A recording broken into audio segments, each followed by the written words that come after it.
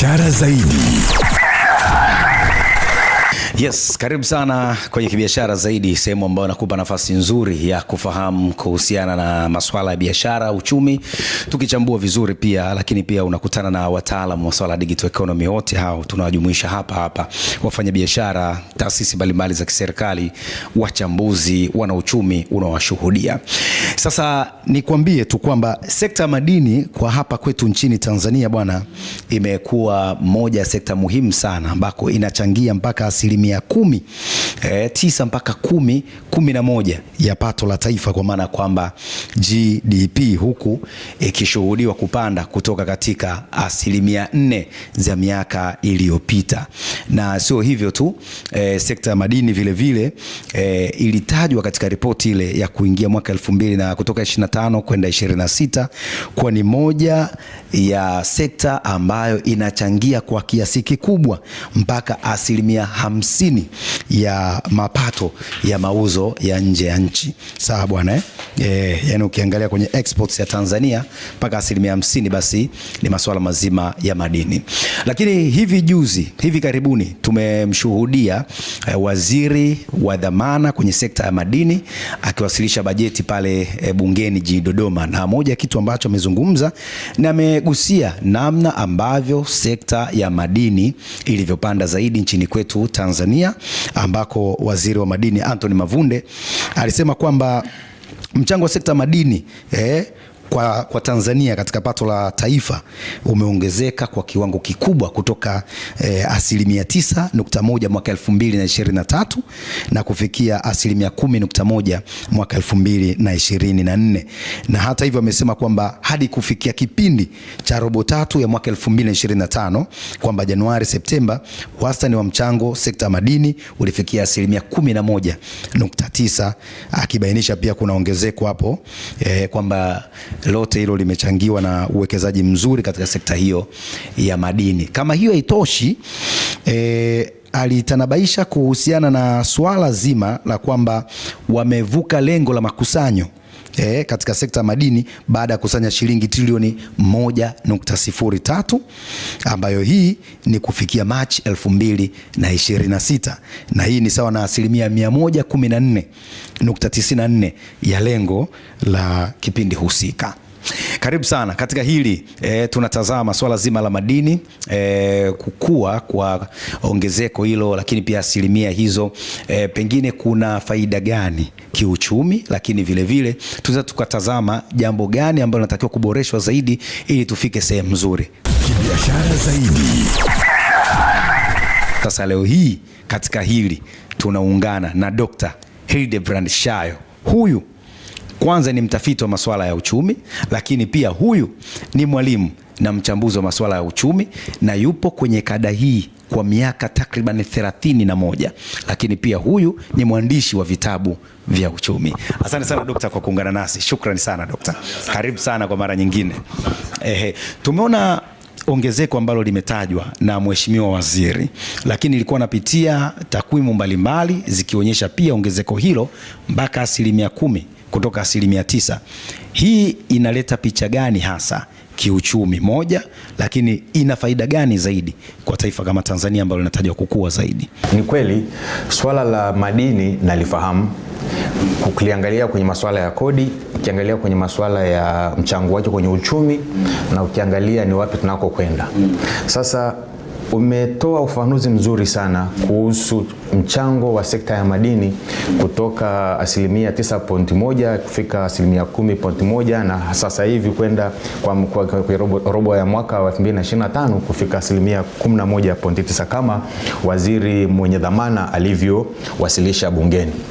Sasa kuna masuala kama 10 hivi au ya haraka au unaweza kusema ni faida za kuwepo na sekta ya madini ambayo inatoa mchango mkubwa kwa taifa.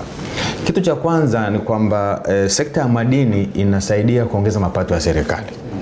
Na hapa maana yake ni nini? Unapata mapato ya serikali kwa sababu kuna kodi, kitu cha kwanza. Lakini cha pili kuna mrahaba au kitu tunachoitwa royalties. Lakini cha tatu kuna ada za leseni ambazo zile zinazokatwa. And then cha nne kuna mapato ya mauzo ya kwenda nje. unapouza labda dhahabu, unapouza labda graphite, na sasa hivi tunaanza kuingia kwenye uranium, na unapouza nickel, kwa sababu kuna madini ya kimkakati au rare earth metal. Kuna madini ya kimkakati, kuna madini ya kunaita nani ya viwandani, na kuna madini ambayo ni kwa ajili ya urembo. Kama Tanzanite, ruby au alexandrite au moonlight, rhodolite, yote haya ni aina ya madini mbalimbali. Kwa hiyo waziri mwenye dhamana amezungumzia kwa upana wake sekta ya madini kwa ujumla wake. Kwa hiyo kuna ishu ya kuongezeka kwa mapato ya serikali, kitabu cha kwanza. Lakini cha pili, sekta ya madini inatusaidia tuweze kuimarisha fedha za kigeni tunapouza nje. Kwa hiyo tunakuta tunapata fedha, na hizi zinatumika katika kutumika kwenye masuala mengine ya kijamii ambayo ni wajibu wa serikali. Lakini cha tatu, kuna kuwepo na kuchochea ukuaji wa viwanda. Unapokuwa na sekta madini inakuwa, kuna viwanda vinajitokeza sana sana vya kuchakata. Sasa hivi utakumbuka kwamba kule Mwanza kuna refinery moja kubwa ya serikali inaitwa RM, lakini vile vile kuna Geita kule kuna refinery nyingine ambayo inaongozwa na mwanamama mchapakazi Sara Masasi kama sikosei, lakini na Dodoma kuna refinery nyingine, na kuna nyingine wanaendelea kujitokeza kuchakata dhahabu, na kuchakata dhahabu unaweza kupata vile vile silver, na kuna wengine wanachakata copper. Kwa sababu Dodoma kuna kopa, Iringa kuna kopa, na Mbeya kuna kopa, kule Sumbawanga na maeneo kama hayo. Lakini kitu kingine, inasaidia kuongeza ajira, kwa sababu unapokuwa na sekta kubwa kama inakuwa, kunapatikana ajira za moja kwa moja na zile ambazo ni za kusaidia.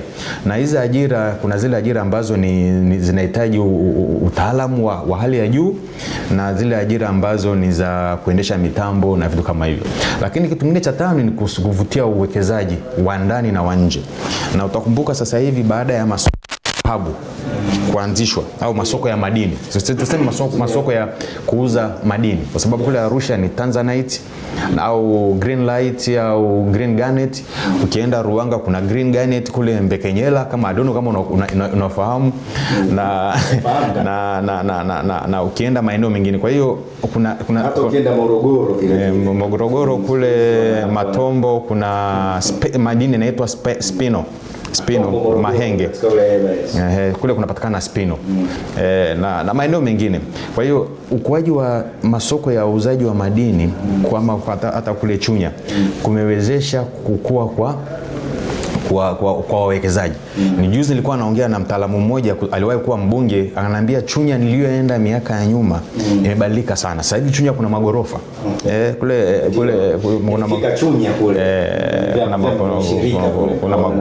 kuna magorofa kule sasa hivi ambayo watu wengine wanaangalia, unapokuwa na uchumi watu wanaweza kujenga magorofa, ina maana inakuwa na multiply effect, mnyororo ule wa thamani wa ujenzi wa vifaa vya ujenzi na vitu kama hivyo. Lakini vile vile kuna kukuza miundombinu.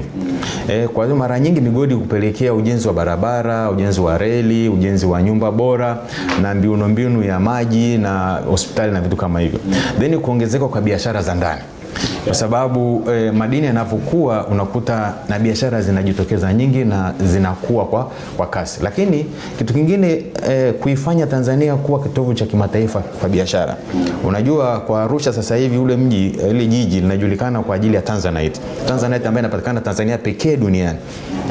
Of course kuna watu wanajifanya kujaribu kuigaiga kwa maana ya kutengeneza kitu kinachoitwa synthetic precious metal, lakini kwa Tanzanite imeshindikana.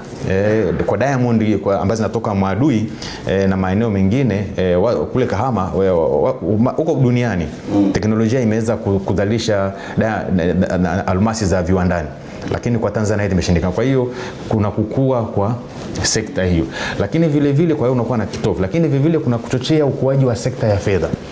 Kwa sababu sekta madini inavyokuwa, mitaji inaingia mingi na fedha zinabakia ndani kwa kuwepo kwa masoko ya uzaji wa madini ndani ya taifa, unakuta inasaidia kukua kwa sekta ya fedha Tanzania. Kibiashara zaidi. Yes, sasa Dr. niko natamani kupata uchambuzi wako zaidi kwenye hili ambalo unatoka kulizungumza, umefafanua vizuri kwamba kuna masuala ya kuongeza thamani madini na vitu kama hivyo.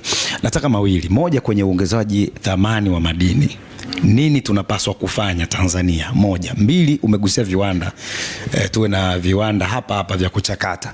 Ni kwa namna gani viwanda hivi vinaweza kuwa game changer? Kwa sababu Tanzania tuna madini ya aina nyingi.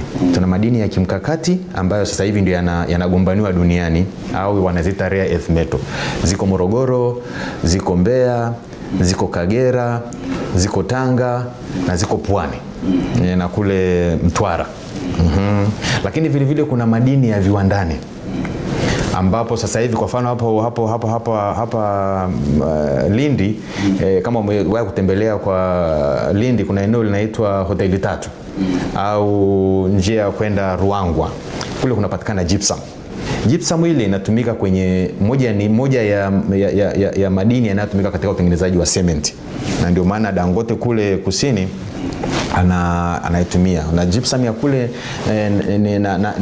na ya Makanya, sababu kuna Tanzania maeneo yanapatikana gypsum yako mawili, kuna ya Lindi na ya Makanya, lakini na sehemu nyingine kule kama Monduli.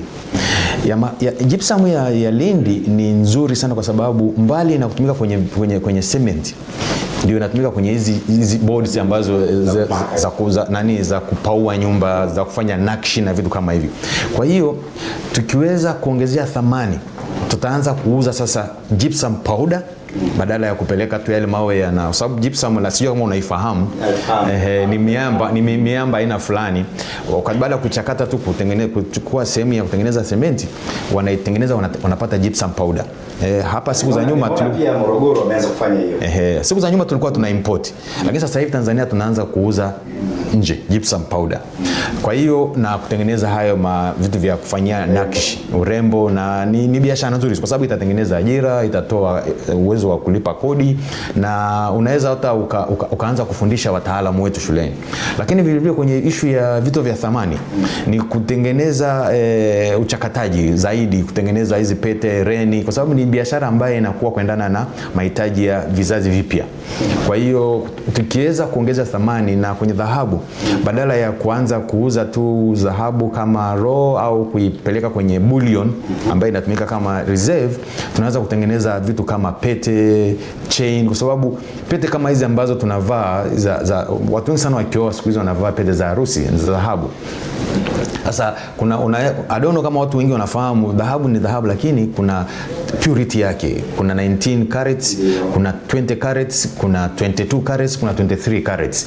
Sasa utengenezaji wa vitu vya thamani vya chain, mikufu, pete, mabangili, tukianza kutengeneza hivyo, mbali na kuongezea thamani tu, tunapata kodi nzuri, tunatengeneza ajira, tunatengeneza wataalamu ambao wanaweza wakashiriki katika kuongeza thamani. Kwa hiyo uongezaji wa thamani utaleta tija na ule mnyororo mzima wa kutoka kwenye uzalishaji, tuongeza thamani, na tunauza vitu ambavyo vinakubalika kidunia. Yani na tayari mshafanya ninyi wenyewe ndani huko afundi. Naam. Lakini umezungumza issue ya viwanda. Viwanda inategemea ni viwanda vya nini. Kuna viwanda ambavyo kitu kama gari lina component nyingi. Sasa sisi tunaweza tukajikita kutengeneza battery za magari. Badala ya kuchimba graphite na kuipeleka sokoni, graphite makampuni labda yameandikishwa kwenye soko la hisa la Australia mfano, au la London, au la New York, au la Hong Kong. Sasa wale wenye badala ya kuchimba ile na kupeleka kuuzwa kama raw material, tunaichakata hapa. Kwa hiyo tutapata ajira zaidi, tutatengeneza wataalamu, fedha za kigeni, na tutauza bidhaa zile dunia nzima, kwa sababu ni vitu ambavyo tunaelekea huko. Hata ya mambo ya solar panel, kwa sababu tuna madini ya kimkakati, tuna rare earth metal, tuna niobium, yote haya tukianza kutengeneza viwanda na nickel, tutaweza kuongezea thamani, na hiyo itatupa sisi nafasi nzuri ya kuwa na diplomasia ya kibiashara duniani na kufanya Tanzania kitovu cha uzalishaji kibiashara zaidi. Kukua kama hivi kwa swala zima la madini, yani mapato kuongezeka upande huo, lakini GDP ikichangia kwa kiasi kikubwa, natamani kujua kwenye uchumi wa mwananchi kunaingiaje, na yenyewe kuna kukua moja kwa moja. Baada ya shughuli za uchimbaji kuanza kukua, watu walipata vipato. Unaweza kuona upatikanaji wa vipato vile umekuwa transformed kuingia kwenye ujenzi wa nyumba bora, barabara, shule, dispensary na maeneo ya biashara. Sasa unapokuwa kwenye mnyororo huo, watu wanapata vipato kwa sababu watu wanafanya biashara. Na kitu kingine unaweza kusema ajira ndio, tunapata ajira, lakini mtu ananufaika vipi? Serikali inavyopata fedha kutokana na mauzo ya bidhaa hizo ambazo nimezitaja pale mwanzoni, kodi, leseni, royalty na vitu kama hivyo, zinaenda kuboresha zile mambo ya kijamii. Shule zinakuwa karibu, dispensary zinakuwa karibu, hospitali zinakuwa karibu, muda ambao na usambazaji wa maji. Muda ambao ungetumia kwenda kutafuta maji unakuwa umepungua. Watoto wanapata muda wa kusoma. Kwa hiyo unaweza usione zile fedha ndani ya mfuko wako direct kwa sababu umepata ajira, lakini zile huduma za kijamii zinazowekwa na serikali zinasaidia kuboresha maisha ya Watanzania. Kwa hiyo kwa hilo lazima tuipe kongole serikali kwa kusimamia vizuri, na kama alivyozungumza Mheshimiwa Mavunde juzi ni kwamba tukijipanga vizuri Tanzania tutatoka. Ndio maana Tanzania watu wanaenyemelea na wanajaribu kunyemelea kwa namna mbalimbali ambayo mimi naita ni kama vita vya kiuchumi. Mwalimu Nyerere aliwahi kusema kwamba tulipata uhuru wa kisiasa, lakini kuna uhuru mwingine Mwalimu Nyerere marehemu alikuwa anasema kuna uhuru wa kiuchumi. Tukiweza kupata uhuru wa kiuchumi, then tutakuwa washindani katika soko la dunia na tunaweza tukawa na maamuzi kama taifa. Maswali yangu mawili ya kumalizia, Dokta. La kwanza, unapozungumza madini, watu wengi wanaamini ni wawekezaji. Unaiona nafasi ya kufanya biashara kwenye hili?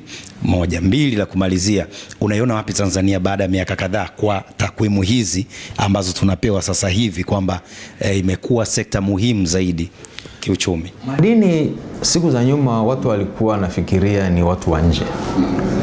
Lakini siku zinavyozidi kwenda utakubaliana na mimi kwamba kwa mfano kule Morogoro nilikozungumza kuhusu uchimbaji wa madini aina spino, madini fulani yanaitwa spino.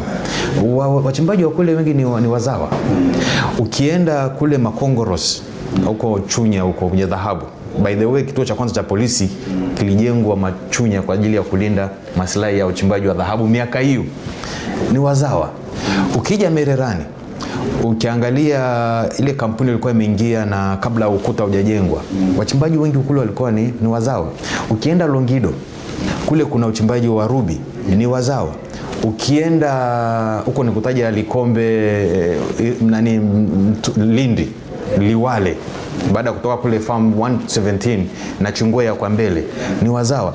Kwa hiyo uongezekaji wa wachimbaji wa wazawa umeongezeka sana. Hata hapa Ruangwa, nimetaja issue ya gypsum.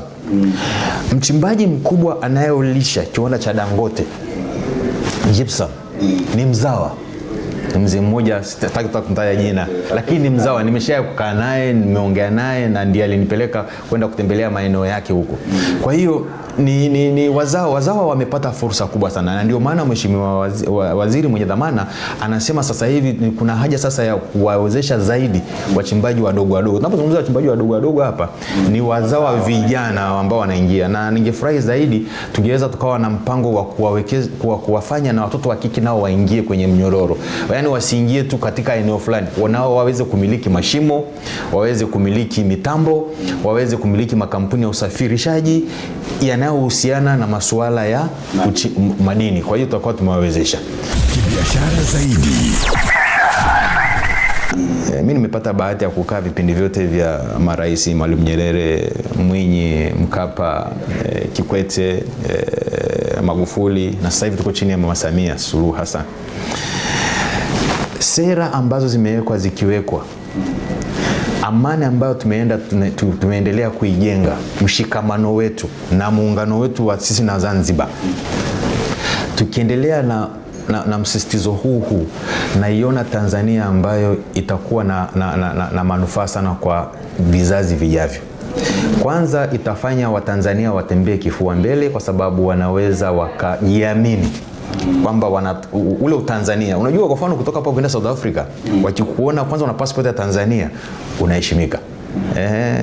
Au umevaa ile kama anayovaa ule waziri mkuu anapenda kuvaa scarf ya Tanzania. Unajua mimi nilikuwa Ujerumani, nilikuwa nimevaa scarf ya Kitanzania. Niko hotelini, akatokea jamaa mmoja akaniambia, bana mimi nikaa Tanzania, nilikuwa nakaa Mikocheni, nilikuwa nauza mitumba. Tanzania ni nchi yenu ya amani, naipenda sana Tanzania, na nilirecord clip.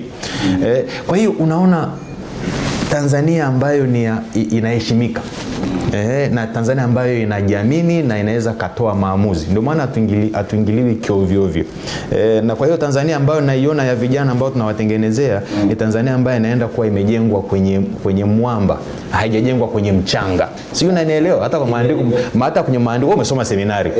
Nyumba iliyojengwa kwenye mwamba bana inadumu. Hata upepo ukija nyumba haiterereki. Kwa hiyo Tanzania ambayo tunaijenga kwa miaka ijayo, tukiendelea na sera hizi zetu na mshikamano wetu na umoja wetu, tutakuwa tumefika mbali sana. Kibiashara zaidi.